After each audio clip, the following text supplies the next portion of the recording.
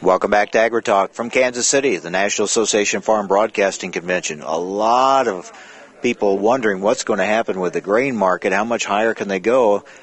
Grain farmers are wondering from a selling standpoint. Livestock producers are certainly wondering from a buying standpoint. There's also the whole impact on food prices. It's being discussed more and more. We'll be talking a lot about that in the days to come.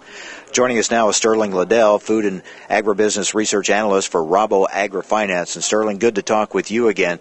Let's start with the corn market. I mean, USDA lowers the projection. We know stocks are tighter. The demand continues to grow. Everybody's wondering how high could this corn market go? Well, this year has been very difficult on the corn markets and understanding where they're going to go. It's been like riding a roller coaster, especially with USDA revising estimates every month or sometimes every few weeks. The corn markets in particular this year have had severe issues in understanding how much is there, but also draw from exports and also ethanol that have made it very tight. As a result, prices really could go higher than they are. And you and I were talking before going on the air, it would seem the market is probably going to want to buy corn acres for next year, so that could add to it as well. And you mentioned China. The demand from there is so huge, that puts even more pressure on. The corn market in the United States currently with USDA estimates is actually second lowest stocks-to-use ratio that we've had historically. And this is a very frightening prospect for the markets. Corn has to rebuild stocks over the next year, and so is going to need more acres. But at the same time, China has demonstrated insatiable appetite for importing our soybeans to the point where they could import as much as a third of our record harvest this year.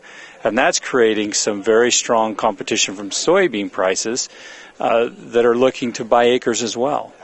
That's exactly what my point was going to be. If you have China with this huge soybean demand, that would seemingly make the market want to buy soybean acres. We just talked about the dynamic of the market wanting to buy corn acres. So that competition right there would tell you that that's going to keep driving the price higher.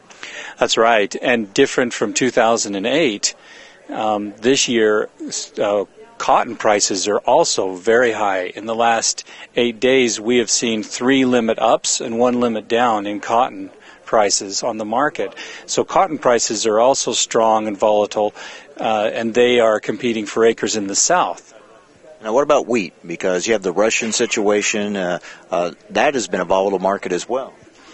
Wheat globally has been very tight, especially with Russia and the drought taking a substantial amount of exports out of the market.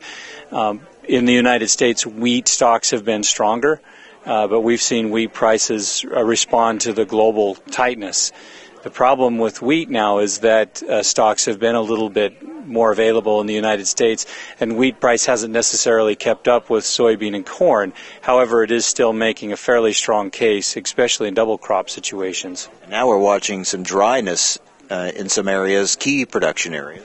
Across Kansas specifically, it's been very dry, and emergence has not been strong. In addition to that, planting in the Russia-Ukraine area has not been as strong as it has in the past, maybe as many as 3 or 4 million hectares short of where they planted last year. So wheat does present a global case for being tight again next year. All this leaves farmers wondering about marketing. It's the roller coaster. It sounds like it's going to continue. Particularly as we get into the spring, competition for acres will be very strong between these crops.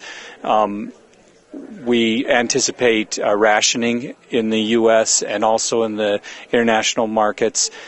This will have to happen by prices going up, and then whoever's able to hang on gets to hang on. Could be a wild ride. Thanks, Sterling. Thank you, Mike. Sterling Liddell, Food and Agribusiness Research Analyst for Rabo AgriFinance, giving us an overview of the market situation. All right, coming up next, Bob Stallman and Bart Schott here to talk about the newly formed U.S. Farmers and Ranchers Alliance as we continue to broadcast from Kansas City, the National Association of Farm Broadcasting Convention. It's halftime on AgriTalk.